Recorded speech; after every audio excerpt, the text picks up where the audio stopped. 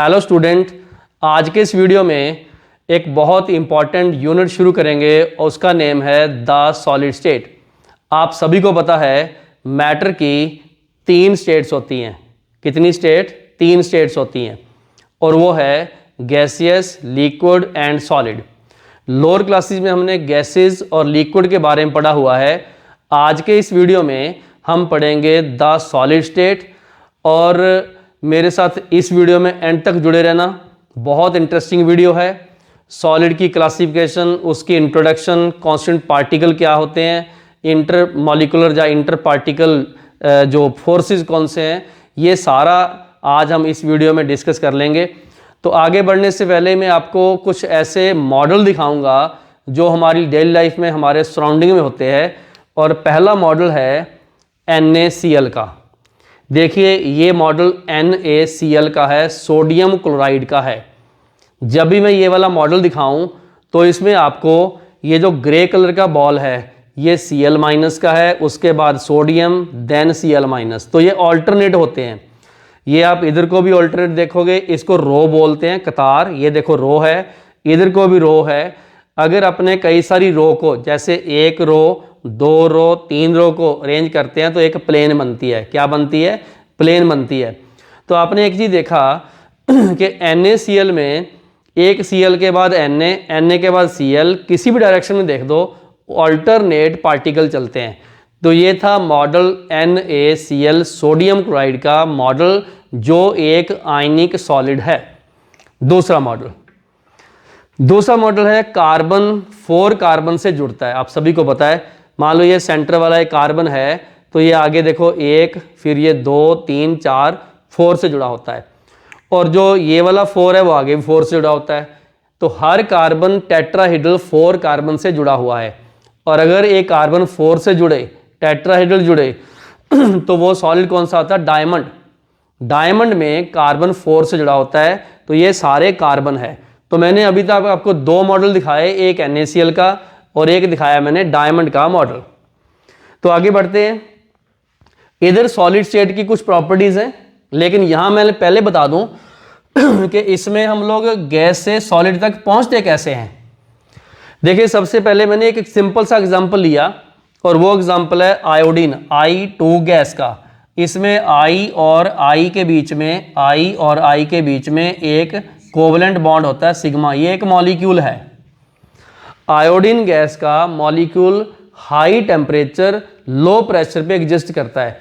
अगर मैं इसको हाई प्रेशर लो टेम्परेचर कर दूं, ठीक है, पहले मैंने बोला एग्जिस्ट कब करता है? हाई टेम्परेचर लो प्रेशर पे। लेकिन अगर मैं उल्टा कर दूं, हाई प्रेशर कंप्रेस कर दूं और लो टेम्परेचर ठंडा कर दूं, तो ये आयोडीन गैस लिक्विड में कन्वर्ट हो जाएगा। इस प्रोसेस को बोलते हैं लिक्विफिकेशन, कंडेंसेशन। बाद में अगर फर्दर मैं इसको हाई प्रेशर लो टेम्परेचर मतलब और ठंडा करूं, कंप्रेस करूं, तो आपको ये आयोडीन यहां पर मिल जाएगा सॉलिड। आप सोचोगे इस सॉलिड में ये जो मैंने सर्कल लगाए हुए हैं ये क्या है? ये बेसिकली सर्कल जो है, इधर भी I2 है, ये वाला भी I2 है, ये सब I2 है और इनके बीच में फोर्सेस हैं जो हमने पढ़े हुए हैं, van der Waals forces, intermolecular forces, interparticle forces. तो ये देखो आप लोग सॉलिड में मैक्सिमम जो पार्टिकल्स हैं वो एक दूसरे से टच करते हैं, मतलब एक पार्टिकल दूसरे को टच कर रहा होता है। और ये सब जो पार्टिकल हैं इनको मैंने यहां लिखा CP, मतलब कॉन्स्टिट्यूएंट पार्टिकल्स। पूरे यूनिट में जब भी मैं कॉन्स्टिट्यूएंट पार्टिकल बोलूं उसका मतलब है the solid is made up of very small particles known as constituent particles. और ये जो कॉन्स्टिट्यूएंट पार्टिकल हैं ये मॉलिक्यूल भी हो सकते हैं, जैसे I2 सॉलिड में। ये आयन भी हो सकते हैं Na और Cl का, जैसे NaCl में। ये वाले एटम भी हो सकते हैं जैसे डायमंड में। और ये वाले कर्नल भी हो सकते हैं M+N, मतलब मैग्नीशियम में या आयरन में, या जितने भी मेटल हम देखते हैं जैसे कॉपर मेटल है, क्रोमियम मेटल है, सोडियम मेटल है, पोटेशियम मेटल है, उनमें होते हैं कर्नल। तो बेसिकली आप लोगों ने देखा कि कांस्टेंट पार्टिकल या तो मॉलिक्यूल होंगे, या आयंस होंगे, या एटम्स होंगे, और क्या होंगे? कर्नल। मतलब ये मॉलिक्यूलर सॉलिड हो गए, ये आयनिक सॉलिड हो गए, और ये हो गए कोवलेंट सॉलिड क्योंकि कार्बन एटम है इसमें, और ये हो गए मेटेलिक सॉलिड, उसमें कर्नल आ गया। तो इतना जो मैंने आपको बताया कि एक स्टेट को कैसे हम दूसरे में कन्वर्ट कर सकते हैं बाय चेंजिंग प्रेशर टेम्परेचर, मतलब स्टेट वेरिएबल्स। तो यहां पर आपको एक चीज तो क्लियर हो गई कि सेम सब्सटेंस गैस, लिक्विड और सॉलिड में एग्जिस्ट कर सकता है बाय चेंजिंग कंडीशंस। लेकिन सॉलिड की खास बात क्या है, उसमें पार्टिकल्स एक दूसरे को टच कर रहे होते हैं, मैक्सिमम स्पेस उसका ऑक्यूपाई होता है, जिसको हम बोलते हैं क्लोज्ड पैकिंग। क्या बोलते हैं? Closed packing. तो इसमें पार्टिकल इस तरीके से ये इंटर पार्टिकल ये फोर्सेस हैं। तो आप देखो मैंने इसको हाईलाइट किया हुआ, ये इधर से कितने सारे और पार्टिकल के साथ टच कर रहा है और मैक्सिमम स्पेस इसका ऑक्यूपाइड है। जो मैंने ये खाली स्पेस ये वाला छोड़ा, इसको बोलते हैं वॉइड। आगे जाके डिटेल में इसकी टाइप भी बताएंगे हम, टेट्राहेड्रल, ऑक्टाहेड्रल, वॉइड। तो ये जो हैं ये होते हैं वॉइड्स। तो अभी आप लोग ये वाला जो पार्ट है ये जस्ट अभी सीखो। अब चलते हैं बेसिकली सॉलिड स्टेट है क्या। यहां से आपने काफ़ी बातें सीखी। कौन कौन सी? It is a state in which there is, क्या होता है? Definite shape and volume. Solid का डेफिनेट वॉल्यूम है और डेफिनेट शेप है। बट अगर अपने लिक्विड देखें उसकी डेफिनेट शेप नहीं है, डेफिनेट वॉल्यूम तो है। अगर अपने गैस देखें तो उसमें ना तो डेफिनेट शेप है ना ही उसमें वॉल्यूम है। तो सॉलिड में क्या हुआ? Definite shape and definite volume. दूसरी बात, इसमें वर्ड आया closed packing of the constituent particles, मतलब मैक्सिमम स्पेस इज ऑक्यूपाइड। ये जो मैक्सिमम वर्ड है ये कभी 100% नहीं होता, कारण हमने कॉन्स्टिट्यूएंट पार्टिकल को एक स्फीयर लेना है और उसमें कुछ ना कुछ वॉइड ऐसे आपको खाली जगह दिखेगी, अगर आप माइक्रोस्कोपिकली देखें तो दिखती है। तो मैक्सिमम वर्ड जितना मैक्सिमम हो सकता है ऑक्यूपाइड है। दूसरे नंबर पे मिनिमम क्या है? Thermal energy. जब मॉलिक्यूल चल ही नहीं रहे, रुके हुए हैं, तो उसकी काइनेटिक एनर्जी नहीं है, हीट से रिलेटेड एनर्जी नहीं है, थर्मल एनर्जी उसकी मिनिमम है। इंटर पार्टिकल डिस्टेंस भी मिनिमम है, मतलब अगर आप गैस देखो कितना पार्टिकल डिस्टेंस होता है, दूर दूर होते हैं। अगर आप सॉलिड देखो टच कर रहे होते हैं, उनके बीच में इंटर पार्टिकल डिस्टेंस मिनिमम होता है। ये बात आपने ध्यान से समझनी है, उसको डी से रिप्रेजेंट करते हैं। Strongest inter particle forces, inter molecular forces. देखो गैस में सबसे वीक फोर्सेस होते हैं, नेग्लिजिबली मानते हैं आइडियल गैस में, तो लिक्विड में फोर्स एग्जिस्ट करते हैं, सॉलिड में तो स्ट्रॉन्गेस्ट इंटर पार्टिकल फोर्सेस होते हैं। ये इनकम्प्रेसिबल है। इन कोई चीज कंप्रेसिबल कब है? जब उसमें स्पेस खाली हो। जब उसमें स्पेस खाली ना हो तो कंप्रेस क्या करोगे? Solid are incompressible and no movement of constituent particles, ये वाले जो। तो ये मैंने आपको सॉलिड के बारे में ब्रीफ इंट्रोडक्शन बताई, सॉलिड की पहचान क्या है, सॉलिड के बारे में क्या क्या बातें उस पर अप्लाई होती हैं और उसमें कॉन्स्टिट्यूएंट पार्टिकल्स क्या है। ये तो हमने बहुत और भी आगे काफ़ी पढ़ना है, एग्जाम्पल बहुत करेंगे। तो एक बार आप वीडियो रोको, वीडियो रोक के ये वाला सेक्शन ये उतारो पहले कि सॉलिड क्या है और इसमें से सीखो सारी छोटी छोटी बातें। आगे बढ़ते हैं, सॉलिड की क्लासिफिकेशन क्या है, उसके बाद डी और आर में क्या रिलेशनशिप है, और उसके बाद हम क्रिस्टलाइन और अमॉर्फस सॉलिड भी इसी वीडियो में करेंगे। तो एक बार आप वीडियो रोक लो, वीडियो रोक के ये पूरा जो सेक्शन है इसको उतारो, पूरा ढंग से डायग्राम बनाओ और आगे चलते हैं नेक्स्ट पार्ट में क्लासिफिकेशन ऑफ सॉलिड और कुछ और नई बातें। तो इस पार्ट में हम सॉलिड की क्लासिफिकेशन के डिफरेंट क्राइटेरिया, उनकी टाइप डिस्कस करेंगे। उसके बाद जो कांस्टेंट पार्टिकल हैं जब वो अरेंज होते हैं तो उसमें जो डिस्टेंस डी है और आर का क्या रिलेशनशिप है, वैसे इसकी डिटेल आगे भी आएगी, अभी कुछ बेसिक्स है। तो शुरू करते हैं क्लासिफिकेशन। कहने का मतलब हमारे सराउंडिंग में अगर आप क्लासरूम बैठे हो तो यहाँ तक कितने टाइप के सॉलिड हैं और उनको हम आगे कितने सब टाइप में, सब हेडिंग में क्लासीफाई करते हैं। तो ध्यान ये रखना, क्लासिफिकेशन के दो क्राइटेरिया हैं, पहला टाइप 1 और ये टाइप 2। मतलब क्राइटेरिया आप किस बेस पे क्लासीफाई करोगे। पहला जो क्राइटेरिया वो ये है based on the order of arrangement, मतलब अरेंजमेंट कैसा है उसमें क्या देखना। अगर तो रेगुलर आ गया तो बोलेंगे क्रिस्टलाइन, और अगर आ गया इर्रेगुलर, रैंडम, तो उसके क्या बोलेंगे? अमॉर्फस। तो crystalline and amorphous are the two types of solid based on order of the arrangement. उसके बेस पर दो टाइप है, तो 1A 1B ये दो है, इनको डिफरेंस भी करेंगे आगे। इनके 4 4 5 5 अलग से पॉइंट हैं, वो हमने करने हैं। दूसरा क्या है? Based on the type of constant particle. जैसे आपको पता कांस्टेंट पार्टिकल 4 टाइप के होते हैं, एटम हो सकते हैं, मॉलिक्यूल हो सकते हैं, आयन हो सकते हैं और कर्नल हो सकते हैं। ये डिपेंड करेगा सॉलिड कैसा है। और इंटर पार्टिकल फोर्सेस, फोर्सेस कैसे हैं? Covalent bond, ionic bond, metallic bond या वॉन्डर वाला फोर्सेस, उसके अकॉर्डिंगली सॉलिड की बहुत सारी प्रॉपर्टी चेंज होती हैं। तो अगर हम ये देखें कि इसके बेस पर कितने टाइप के हैं, तो ध्यान रखना आयनिक, कोवलेंट, मॉलिक्यूलर, मेटेलिक। मेनली हमने इनके एग्जाम्पल पे जाना है और उस एग्जाम्पल से उसको पहचानना है। और आयनिक बॉन्ड, कोवलेंट बॉन्ड या मॉलिक्यूलर वंडरवॉल फोर्सेस और मेटेलिक में मेटेलिक बॉन्ड, तो उसी के बेस पे हमने ये क्लासीफाई किया है कि इंटर पार्टिकल फोर्सेस कैसे हैं। तो अभी एक बार ये फ्लो चार्ट है, इन सब की डिटेल, इनकी प्रॉपर्टीज, इनके एग्जाम्पल हम इसके नेक्स्ट सेक्शन में करेंगे। तो यहाँ पर है कुछ इंपॉर्टेंट पॉइंट्स। ये वाले पॉइंट हमने जब भी सॉलिड को समझना है तो उसमें से ये बातें हमें ध्यान रखना है। पहली बात कौन सी है important? First, if all the constant particle are same, for example जैसे मॉलिक्यूलर में सारे मॉलिक्यूल एक जैसे ही हों, मतलब आइस है, वाटर से बनती है, सारे ही वाटर, आयोडीन में सिर्फ I2 ही। या कोई भी आप ऐसा सॉलिड देखो जो प्योर है जिसमें एक ही टाइप के हैं, कोवलेंट में सारे एटम एक जैसे, मेटेलिक में सारे एटम कर्नल एक जैसे। जब कांस्टेंट पार्टिकल किसी सॉलिड में एक जैसे ही हों तो उसमें हम क्या करेंगे? सारे स्फीयर को सिमिलर साइज का रख देंगे। ये मैंने एक रो बनाई है, रो का मतलब कतार। सॉलिड में पार्टिकल्स एक पर्टिकुलर रो में अरेंज होते हैं, तो वहां पर यह देखा गया कि क्योंकि ये दोनों आपस में टच कर रहे होते हैं, तो इसका सेंटर और इसके सेंटर के बीच के डिस्टेंस को D बोलेंगे, inter particle distance D, distance between two constituent particles adjacent. आप सोचोगे सर ये वाला भी D है, आगे वाला भी D है, ये भी D है।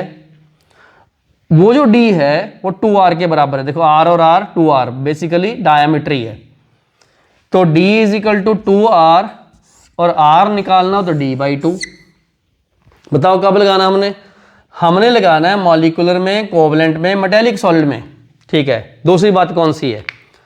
अगर कांस्टेंट पार्टिकल है डिफरेंट, आप सोचोगे किन में डिफरेंट? देखो आयनिक में 2 आयन होते हैं, अलॉयज में 2 मेटल डिफरेंट होते हैं। जैसे मान लो स्टील है तो उसमें आयरन के साथ क्रोमियम मिक्स कर दिया या निकल मिक्स कर दिया, बोरॉन मिक्स कर दिया, अलॉय बन गए। कोवलेंट और उसमें हेटेरो एटम हो, मतलब एक ही एटम नहीं हो, जैसे डायमंड है 2 एटम मिक्स कर दिए, सिलिकॉन के साथ कार्बन मिक्स कर दिया, सिलिकॉन कार्बाइड बन गया, सिलिकॉन के साथ ऑक्सीजन मिक्स कर दिया तो SiO बन गया। तो ये सारे ऐसे हैं जिसमें कांस्टेंट पार्टिकल डिफरेंट हो। कोई भी स्थिति हो, कोई भी एग्जांपल हो, उसमें क्या होता है A और B, फिर A, फिर B, फिर A, ऐसे आगे B चलेगा। तो बीच में जो डिस्टेंस D है इनके बीच में, ये वाला D, वो अब 2R नहीं है, वो आएगा RAB। AB क्या है? डिफरेंट कांस्टेंट पार्टिकल का रेडियस। या अगर आयन है तो कटायन प्लस एनायन, तो ये आयनिक में, ये जनरली अलॉय में चलेगा या डिफरेंट में चलेगा। तो आप लोगों को ये बात का ध्यान रखना है। इसमें तो मैंने R निकालना D/2 कर दिया, इसमें मैंने कोई भी R निकालना है उसका D/2 नहीं करूंगा क्योंकि ये इक्वल नहीं है। तो इसलिए अगर मैंने RA निकालना तो D-RB कर दूंगा, अगर मैंने RB निकालना तो D-RA कर दूंगा। तो मुझे अगर A का पता है तो मैं उसके अकॉर्डिंगली दूसरे को निकाल पाऊंगा। तो ये काफ़ी इंपॉर्टेंट बातें मैंने 2 बताई हैं, ये वाली 2 बातें मैंने काफ़ी इंपॉर्टेंट बताई हैं। एक तीसरी बात मैं यहीं लिख देता हूँ, वो क्या है, ज़्यादा अलग से लिखने की ज़रूरत नहीं है। वो तीसरी बात कौन सी है? वो होता है वॉल्यूम। वॉल्यूम मतलब हमें पता है स्फीयर एक, ये जो कांस्टेंट पार्टिकल है ये स्फीयर है। तो वॉल्यूम अगर आपको पूछा जाए तो आपने क्या करना, 4/3 πr³ निकाल देना। किसका है? ऑफ स्फीयर, मतलब कांस्टेंट पार्टिकल का, उसमें R उसका रेडियस है क्योंकि मैंने स्फीयर लिया है। उस वॉल्यूम को हम ऐड करके पूरे सॉलिड का वॉल्यूम निकाल सकते हैं। फिर हम अगर डेंसिटी निकालनी है तो मास बार यूनिट वॉल्यूम निकाल के डेंसिटी निकाल सकते हैं। ऐसी बातें बहुत इंटरेस्टिंग आगे आगे आएंगी। अभी तो आपको सिर्फ पता हो कि स्फीयर का अगर आपने वॉल्यूम निकालना है, क्योंकि ये बॉल टाइप है, ये सर्कल नहीं है, ये स्फीयर है। तो स्फीयर है तो उसका वॉल्यूम 4/3 पाई आर क्यूब से निकलेगा, और आर इसमें क्या है, उस कांस्टेंट पार्टिकल का रेडियस। तो ये आपको कुछ मैंने इंपॉर्टेंट बातें बताई और इधर क्लासिफिकेशन बताया। आप लोग एक बार वीडियो रोको, वीडियो रोक के ये वाला सेक्शन उतारो, स्पेशली ये फ्लो चार्ट और उसके बाद ये जो इंपॉर्टेंट पॉइंट्स, ठीक है। तो एक बार वीडियो रोक के उतार लो, काफ़ी इंटरेस्टिंग है और हर बात इसमें ध्यान से नोट कीजिएगा। आगे आगे ये काम आने वाली बातें, हमने कोई भी पॉइंट स्किप नहीं करना। सॉलिड को हमने 3D व्यू से देखना है। आगे सारे मॉडल में ऐसे बार बार आपको दिखाता जाऊंगा। और अंडरस्टैंड हमने डायग्रामेटिकली करना, बिल्कुल कलरफुल बना के एक एक चीज़ को माइन्यूटली देखो। तो आगे बढ़ते हैं, क्लासिफिकेशन की डिटेल करते हैं इनकी। जैसे क्रिस्टलाइन अमॉर्फस में क्या डिफरेंस है, तो नेक्स्ट सेक्शन में इनके क्लासिफिकेशन करते हैं। तो इस पार्ट में सॉलिड की क्लासिफिकेशन का जो पहला टाइप है, जिसमें हम based on the order of arrangement 2 type की थी, और वो है क्रिस्टलाइन एंड अमॉर्फस। अभी मैंने यहाँ पर एक पॉइंट और ये डायग्राम बनाया है, पहले ये समझा दूँ। आप लोगों ने एक फुल पेज पे ये इस तरीके से लाइन लगा देना। इसके 4-5 पॉइंट होंगे, वो मैं 1 बाय 1 डिस्कस कराऊंगा। तो आपने इसको स्टडी साथ में कंपैरिजन करना है। तो इंपॉर्टेंट बातें समझो इसकी क्या है।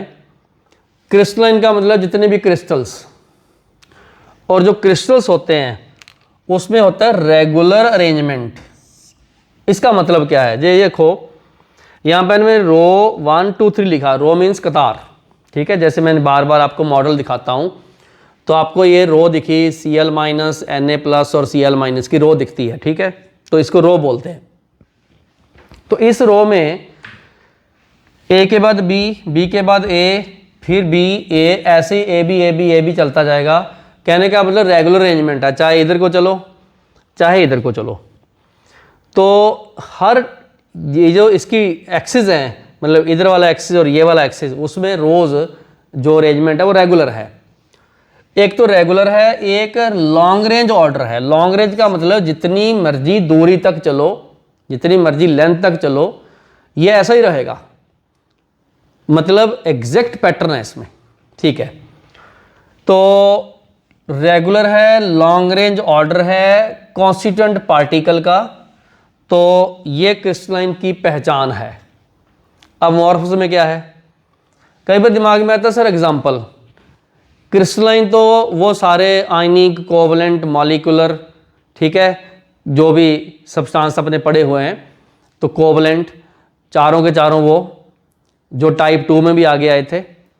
अमॉर्फस होते हैं जैसे आप रबड़, प्लास्टिक, वुड, ग्लास, ऐसी कुछ अमॉर्फस चीज़ें हैं।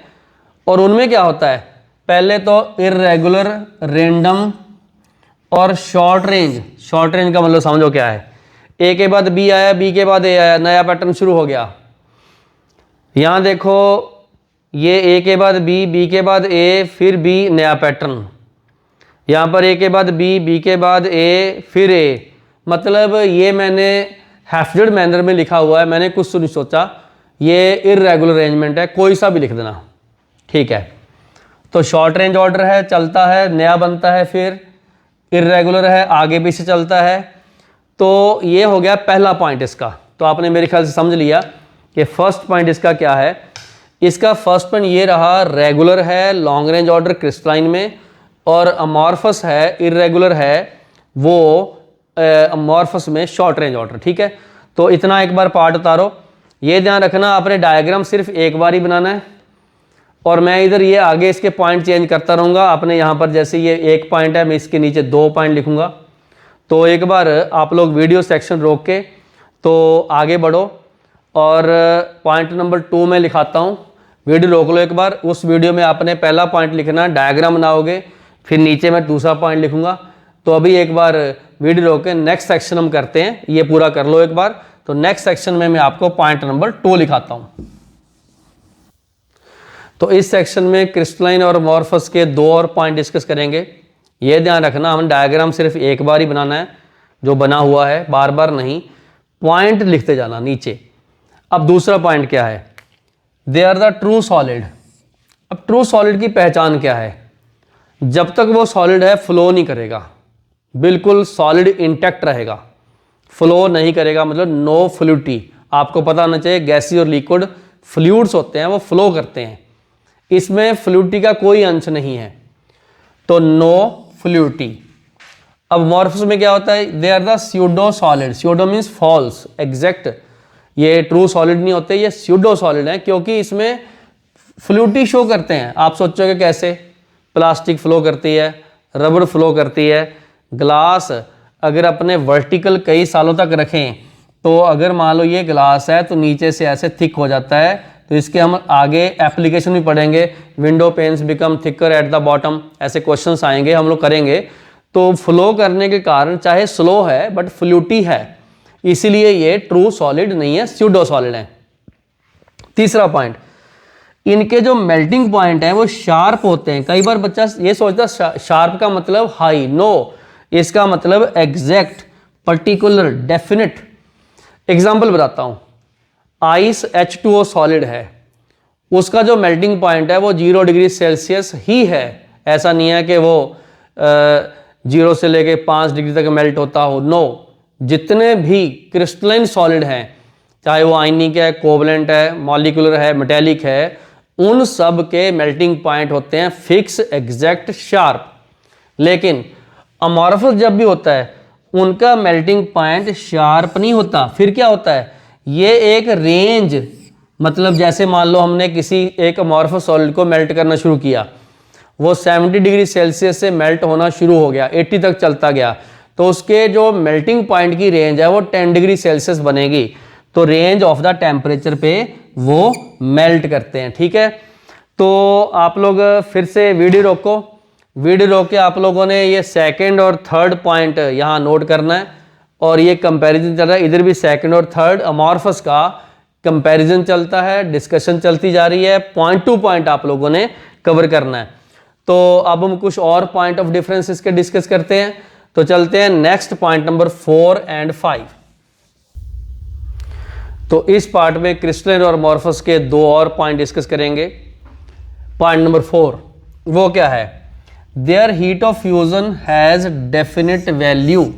क्या होती है ये, एक मोल सॉलिड को हीट करना है उसके मेल्टिंग पॉइंट पे, और उसको हमने लिक्विड में कन्वर्ट करना है, तो मेल्टिंग पॉइंट वही रहना चाहिए, तो उसको बोलते हैं हीट ऑफ फ्यूजन। फ्यूजन का मतलब सॉलिड को लिक्विड में कन्वर्ट करना, ठीक हो गया बिल्कुल। इसकी डेफिनेट वैल्यू होती है, क्यों, क्योंकि उनका मेल्टिंग पॉइंट डेफिनेट है, उस पर आएगी, किलो जूल पर मोल इसका यूनिट होता है। लेकिन अमॉर्फस के केस में जो डेल्टा एच फ्यूजन है, कई बार हम स्टैंडर्ड लिख लेते हैं, ठीक है, तो इसकी वैल्यू फिक्स नहीं है, डेफिनेट नहीं है, क्योंकि वो मेल्ट होता ओवर द रेंज। मतलब मैंने पहले बोला कोई एक सॉलिड अमॉर्फस है और मेल्ट होना शुरू हो गया 70 से लेके 80 तक, अब उसकी हीट ऑफ फ्यूजन कैसे निकालोगे कि उसमें टेम्परेचर ही चेंज हो रहा है, तो जब टेम्परेचर चेंज होता है तो डेल्टा एच की वैल्यू चेंज होती है। तो आप लोगों ने ये देखना, क्रिस्टलाइन में फिक्स होती डेफिनेट वैल्यू, और ये फ्यूजन की वैल्यू डेफिनेट नहीं है, फिक्स नहीं है, ये बेसिकली उसी मेल्टिंग पॉइंट से, रेंज से रिलेटेड बातें हैं। अब यहाँ पर मैंने हाईलाइट किया हुआ एक पॉइंट है, दे आर एनआइसोट्रॉपिक, और ये होते हैं आइसोट्रॉपिक। अभी समझाऊंगा नेक्स्ट पार्ट में क्या होता है। लो जी, नेक्स्ट पार्ट में हम समझाते हैं आपको कि एनाइसोट्रॉपी क्या है और आइसोट्रॉपी क्या है। अभी आप लोगों ने इसकी जो डिटेल है मैं नेक्स्ट पार्ट में समझाता हूँ, जो मैंने अभी करवाया आप लोगों को वो एक बार उतारो। तो डायग्राम बस एक बार ही पहले जो बनाया वही रखना, क्योंकि डायग्राम मुझे अभी चाहिए आगे वाले पॉइंट्स में, तो मैंने वैसे ही यहाँ रखा हुआ है। तो 5 पॉइंट आपने लिखे, ये सबके मन में क्यूरियोसिटी है कि एनाइसोट्रॉपी क्या है और आइसोट्रॉपी क्या है, तो करते हैं नेक्स्ट पार्ट में। अभी आप ये पॉइंट नंबर 4 उतार लो, पॉइंट नंबर 5 उतार लो, इसकी डिटेल में नेक्स्ट करवाने वाला हूं, तो सीखते हैं एनाइसोट्रॉपी क्या होता है। तो इस सेक्शन में हम बहुत एक इंपॉर्टेंट प्रॉपर्टी ऑफ क्रिस्टलाइन और अमॉर्फस सॉलिड करेंगे, और वो है anisotropy, anisotropic nature and isotropic nature. तो आप लोग चाहे ये डायग्राम दोबारा से बना लो। इस डायग्राम में क्या शो किया मैंने ये शो किया है कि इधर एक एक्सिस 1 है, ये एक्सिस 1 चलता जा रहा है और ये मैंने एक एक्सिस 2 बनाया, मतलब डायरेक्शन 2 है, एक तो ये वाली डायरेक्शन और एक ये वाली डायरेक्शन। ठीक है, आप लोग ये पहचानो कि अगर मैं इस डायरेक्शन में चलता हूँ तो उसके दोनों तरफ जो पार्टिकल्स हैं वो क्या हैं, जैसे ए बी और बी ए, मतलब मिक्स हैं। लेकिन इधर चलूँगा तो यहाँ एक साइड में तो सारे ए हैं, ये देखो सारे के सारे ए हैं, और एक तरफ सारे बी हैं। ऐसे आगे चले जाओ, ये सारे ए हैं, ये सारे बी हैं, ये सारे बी हैं। इसका मतलब जब मैं डायरेक्शन चेंज करता हूँ तो उसके अरेंजमेंट में सिमिलरिटी नहीं है, डिफरेंट है। क्या इसके दोनों तरफ ए बी है, मिक्स है। इसके दोनों तरफ क्या है, इधर तो सारा ए बी, इधर तो सारा बी है और इधर सारा ए है। तो इसका मतलब डायरेक्शन से पार्टिकल का अरेंजमेंट चेंज हो गया। ये देखो ऐसे लिखा मैंने, arrangement of the particle is different, okay, is different in different axes. अब पार्टिकल का अरेंजमेंट डिफरेंट हो गया, डायरेक्शन से पार्टिकल का अरेंजमेंट डिफरेंट हो गया। ये क्रिस्टलाइन में आपको देखने में मिलेगा। उससे फिर क्या होगा, लो जी, हमने क्या किया, इस डायरेक्शन में लाइट पास की तो ये देखो ये वेव जा रही है, ऐसे वेव जा रही है, वेव निकलती हुई यहाँ पहुँच गई और उसकी वेलोसिटी इस मीडियम के बाद पास होने से c1 I, c for velocity 1 direction में। इसी तरीके से अगर मैंने लाइट इधर से पास की तो इस तरफ वेव जा रही है, ये देखो वेव है क्रस्ट तरफ, तो यहाँ जैसे निकली बाहर, वैक्यूम में तो c होती है, तो ये तो मैंने डायरेक्शन लिख दी c1 c2 और यहाँ लिख दी मैंने c2। तो c1 c2 क्या है, ये लाइट की वेलोसिटी डिफरेंट डायरेक्शन में है। अब सोचिए क्या ये सेम होगी डिफरेंट, आपके लिए क्वेरी है, दिमाग लगाओ। जब पार्टिकल की नेचर ही अलग है, इधर B है, इधर A है और उधर मिक्स है, तो सेम कैसे होगी। कहने का मतलब C2 not equal to C1 होगी, मतलब डिफरेंट होगी। डिफरेंट मतलब सेम नहीं होगी, तभी एन आइसोट्रॉपी सेम नहीं है। क्या सेम नहीं है, रिफ्रैक्टिव इंडेक्स सेम नहीं है, वेलोसिटी सेम नहीं है, कुछ और प्रॉपर्टी बाद में बताऊंगा, आपको दिखाऊंगा अलग से। तो ये सेम नहीं है। क्यों सेम नहीं है, दोबारा से सीख लो। इस एक्सिस के दोनों तरफ जाता हूं तो पार्टिकल अलग अलग है, मतलब ए इधर भी है, इधर भी ए है, बी इधर भी है, ये तो मिक्स है। ये क्या है, सारे ए एक तरफ, सारे बी एक तरफ, मतलब इधर पार्टिकल जो डायरेक्शन है वो अलग अलग है, अलग अलग डायरेक्शन में अलग अलग अरेंजमेंट है। अब इधर देखो क्या है, इसमें क्या है, ए बी इधर भी है, बी ए इधर भी है, और इधर देखा ये भी ए है और यहाँ भी बी है, ये तो सेम हो गया। तो अल्टीमेटली क्या है, arrangement of the constant particle are similar in all the direction, all the axis, hence लिखाऊंगा क्या होता है इससे। इससे ये होगा कि जो ये वाली C1 है, लाइट इधर से पास की मैंने, ऐसे ऐसे पास कर दी, और इधर से जो मैंने लाइट पास की डायरेक्शन चेंज करके, उसके बाद ये C2 आया। पहले तो दोनों बराबर हैं, दोनों बराबर हैं, ठीक है। मतलब चाहे लाइट इधर से पास कर दो तो भी उसी वेलोसिटी से निकलेगी, मीडियम इधर से पास कर दो तो भी, क्योंकि अरेंजमेंट ही दोनों तरफ ही ए बी मिक्स हैं। तो इसलिए यहां तो आ गया सेम। सेम का मतलब iso, iso mean same, same property, same topic. अब कौन सी प्रॉपर्टी सेम है, ठीक है, ध्यान से समझ लेना। लो जी, बहुत इंपॉर्टेंट मैंने बात बताई। अब लिखना क्या है, arrangement of the particle is different in different direction axis, hence क्या लिखना, यहां नोट कीजिएगा, hence different value of some. हाँ जी, सम क्या लिखवाऊंगा, लो जी यहां बोलूंगा मैं, लिखना आपने है।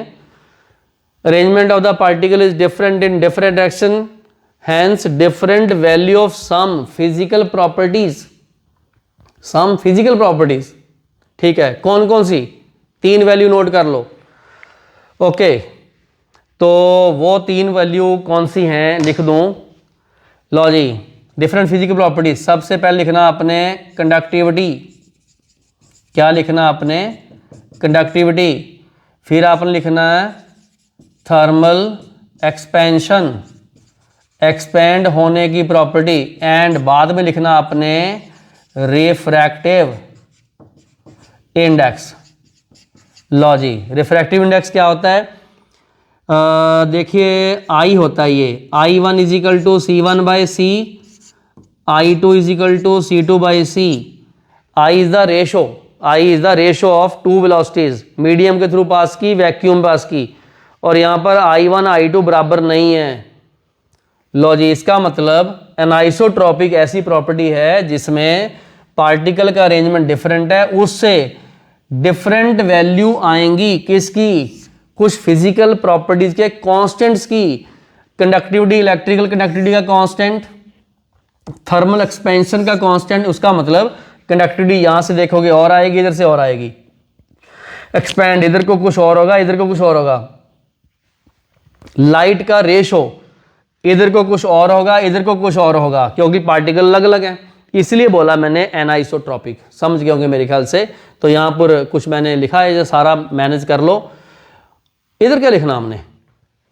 Arrangement of the constant particle are same, all the direction hence almost same values of physical constant. For example ये तीन बातें फिर से लिखनी है आपने। कौन सी? Conductivity, thermal expansion, refractive index. इधर जाओगे ना यहां पर, तो I1 की वैल्यू I2 के ऑलमोस्ट बराबर आएगी। कंडक्टिविटी चाहे इधर से देख लो चाहे इधर से देख लो। थर्मल एक्सपेंशन जितना इधर को एक्सपेंड करेगा उतना ही इधर को करेगा। लाइट चाहे इस डायरेक्शन से पास कर लो चाहे इससे पास कर लो, क्योंकि सारे पार्टिकल तो रेंडम है, हर जगह हर चीज प्रेजेंट है। तो इसलिए इसको बोला आइसोट्रॉपिक और इसको क्या बोला? एनाइसोट्रॉपिक। तो ये बहुत इंपॉर्टेंट पॉइंट मैंने बताया आपको। लो जी, क्रिस्टलाइन अमॉर्फस सॉलिड के डिफरेंस हमने कर लिए हैं, डिस्कशन इसकी कर ली है, और इसके 5 पॉइंट हमने पूरे डिस्कस किए हैं। और ये वाला last point very important point है, और ध्यान रखना क्रिस्टलाइन में होता है एनाइसोट्रॉपिक और अमॉर्फस में होता है आइसोट्रॉपिक। ये थोड़ी कंफ्यूजिंग टर्म्स हैं लेकिन बड़ी सिंपल हैं, डायग्राम से सारी समझ आ गई। तो आप एक बार वीडियो रोको, वीडियो रोक के इस सेक्शन को पूरा कीजिएगा। ये डायग्राम चाहे दोबारा से बना लेना, चाहे उससे पिछले वाला जो डायग्राम है उसी पे ये सारा लेबलिंग करके पूरा शो कर देना। ये बात आपने ध्यान रखनी है, electrical conductivity, thermal expansion, refractive index की वैल्यूज डिफरेंट डायरेक्शन में अलग अलग होंगी और इधर होंगी ऑलमोस्ट सेम, क्योंकि हर पार्टिकल हर जगह पे मिलता है। तो आप लोग एक बार वीडियो रोक के ये सारा पूरा सेक्शन उतारो, बहुत इंपॉर्टेंट है और काफ़ी टेक्निकल पॉइंट है। अब हम करते हैं इसके नेक्स्ट कुछ और इंफॉर्मेटिव बातें जो सॉलिड से रिलेटेड हैं, तो करते हैं इसके नेक्स्ट सेक्शन में। तो ये पार्ट बहुत इंटरेस्टिंग है। हम सॉलिड की एक टाइप को दूसरे में भी कन्वर्ट कर सकते हैं बाय सम कंडीशनल चेंजेस। यहाँ पर मैंने इंटर कन्वर्शन लिखा हुआ है। क्रिस्टलाइन को अमॉर्फस में कैसे कन्वर्ट करोगे और वाइस वर्सा इसको इसमें कैसे करोगे, ये रिवर्सिबल प्रोसेस है, बट इसमें कुछ बातें ध्यान से समझनी है। जब हम क्रिस्टलाइन को अमॉर्फस में चेंज करेंगे तो एक प्रोसेस है, उसका नेम है क्वेंचिंग, QUENCHING, क्वेंचिंग। जब हमने अमॉर्फस को क्रिस्टलाइन में चेंज करना है तो उस प्रोसेस का नेम है अनीलिंग। क्या नेम है? अनीलिंग। इसमें फ़र्क क्या है? देखो, एक क्रिस्टलाइन एक ऑर्डर स्टेट है और अमॉर्फस एक डिसऑर्डर स्टेट है। एक बात बता दूं, डिसऑर्डर तो आप कैसे मर्जी कर लो, ऑर्डर के लिए टाइम चाहिए। किसी भी सब्सटेंस को, पार्टिकल्स को अगर हमने एक पर्टिकुलर ऑर्डर में रखना है तो उसके लिए टाइम चाहिए, मतलब वो स्लो प्रोसेस है। ये वाली प्रोसेस फास्ट है, ये वाली स्लो है। लिख लो, इसको एकदम करते हैं हम फास्ट, और ये वाली प्रोसेस स्लो है, धीरे धीरे की जाएगी, धीरे धीरे की जाएगी। तो इसका मतलब ये हुआ कि अगर मैंने क्रिस्टलाइन को अमॉर्फस में चेंज करना है तो कुछ भी ज़्यादा सोचने की जरूरत नहीं है, एकदम से कर दो। कैसे? Heating the substance to high temperature, red hot, and then cooling rapidly quickly. कैसे करोगे? किसी चीज को हीट करके मोल्टन फॉर्म में एकदम किसी ठंडी चीज में डाल दो, क्विकली पोर कर दो, डाल दो, वाटर में डाल दो, ऑयल में डाल दो, किसी भी लिक्विड में जो बहुत ठंडा है उसमें डाल दो। क्वार्ट्ज एक क्रिस्टलाइन फॉर्म है सिलिका की, ग्लास में कन्वर्ट करना है तो उसको हम इसी तरीके से करते हैं, क्वेंचिंग से। अब इधर अमॉर्फस तो क्रिस्टलाइन में मतलब हमें ऑर्डर के लिए तो टाइम लगता है, तो हीटिंग स्लोली धीरे धीरे ठंडा करो और सब्सटेंस को फिर उसको क्या करो, मोल्टन फॉर्म में ले आओ, फिर कूलिंग भी उसकी स्लोली करो, धीरे धीरे करो, ताकि एक डिसऑर्डर्ड स्टेट चेंज हो जाए ऑर्डर में। तो annealing is a slow process amorphous को क्रिस्टलाइन में चेंज करने में। अगर मैंने ग्लास को क्वार्ट्ज में चेंज करना या कोई भी ऐसी क्रिस्टलाइन फॉर्म में चेंज करना है तो मैं स्लो करूंगा, अगर मैंने इसको इसमें करना तो फास्ट करूंगा। अच्छा, इसके ना कुछ क्वेश्चंस आते हैं बहुत ही इंटरेस्टिंग। जैसे आप सोचोगे कि जब बहुत पुरानी बिल्डिंग है, एंशियंट बिल्डिंग है, उसके विंडो के ग्लासेस को हम बोलते हैं विंडो पेन, तो उसमें कुछ धब्बे आते हैं। वैसे इंटरेस्टिंग बात, मैं हिस्टोरिकल बात आपको यहाँ समझाता हूँ। तो उसमें क्या आता है, कुछ धब्बे आते हैं। बच्चा सोचता है कि ये धब्बे क्यों आए, ग्लास तो इतना क्लियर था, क्यों धब्बे आए? बहुत ध्यान से सुनिएगा। देखो, जैसे ईयर बीतते हैं, टाइम निकलता है, तो दिन और रात ऑल्टरनेट आते हैं। रात में स्लोली ठंडा होना, दिन में स्लोली गर्म होकर फिर ठंडा होना, तो उसमें अनीलिंग होती है। तो खिड़कियों के शीशे जो पहले ग्लास थे 20, 50, 200 साल पहले, उसमें कुछ धब्बे क्यों आए? क्योंकि उसकी अनीलिंग से अमॉर्फस ग्लास क्रिस्टलाइन में चेंज हो गया, और बीच बीच में जब दो डिफरेंट चीज़ें मिक्स करते हैं, क्रिस्टलाइन है, अमॉर्फस है, तो उसमें स्पॉट आते हैं, तो वो मिल्कीनेस दिखता है और उसमें क्लैरिटी कम होती है। तो ये कुछ ऐसे क्वेश्चन आपको मिलेंगे कि आपको एंशियंट बिल्डिंग के जो ग्लास हैं उसमें धब्बे को दिखते हैं, मिल्कीनेस क्यों होता है?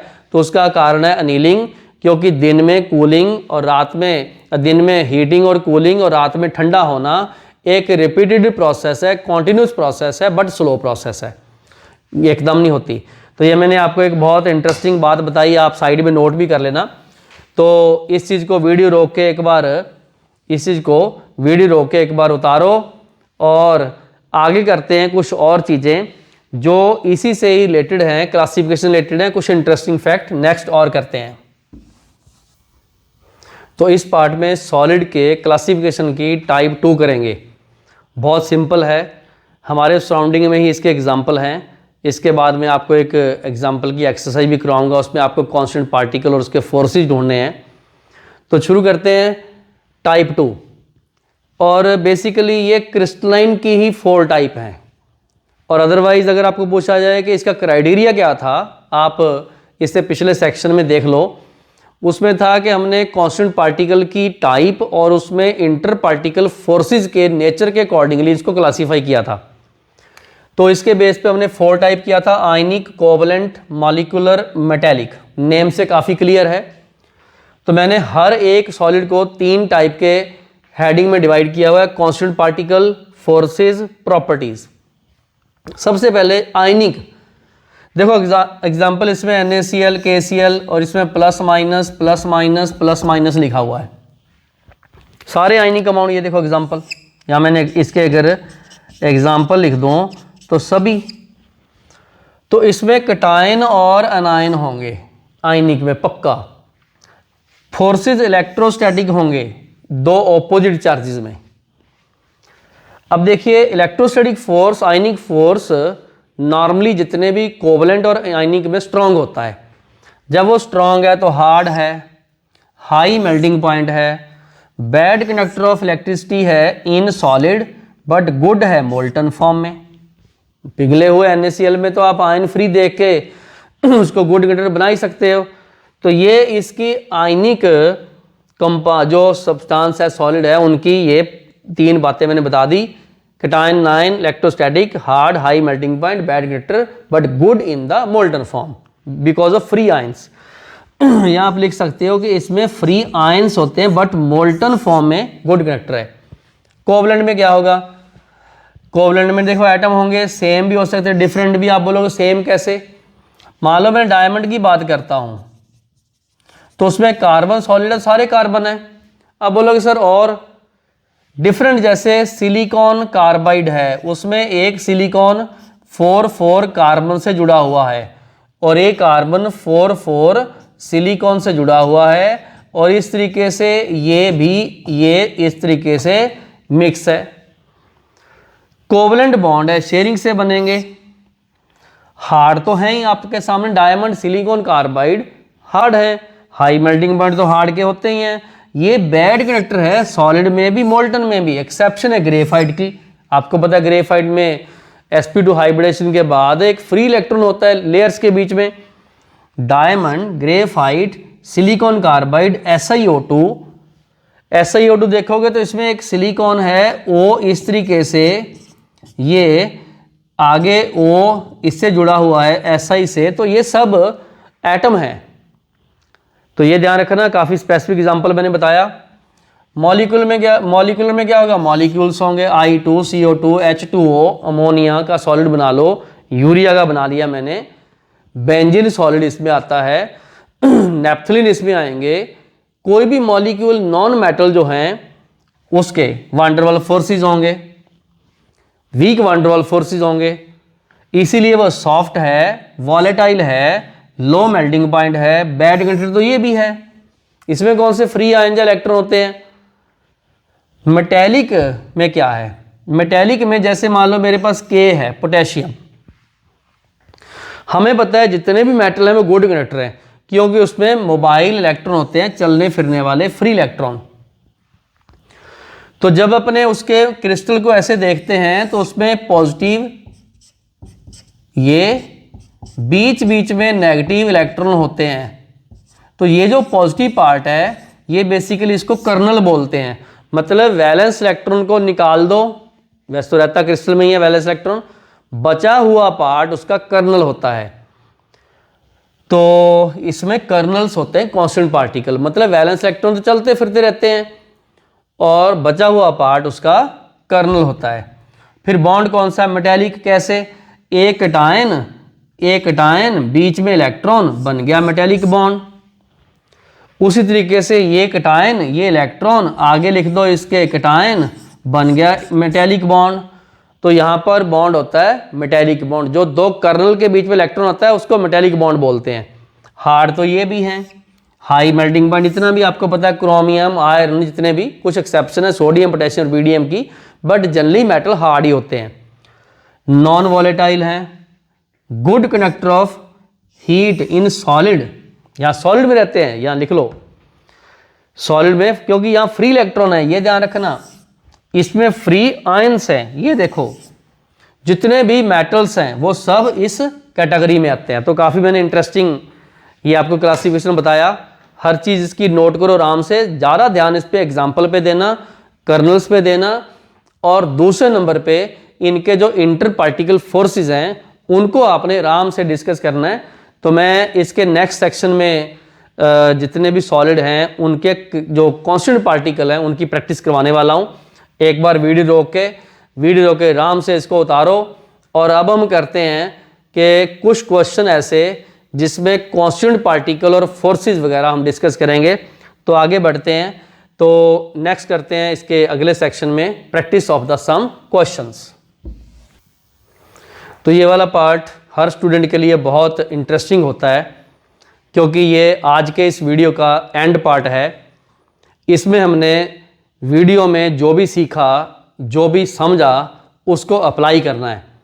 तो आप लोग वीडियो एक बार रोक के जितने भी क्वेश्चन मैंने, ये देखो 4, ये देखो 4 और ये देखो 4, टोटल 12 क्वेश्चन मैंने इधर लिखे हैं।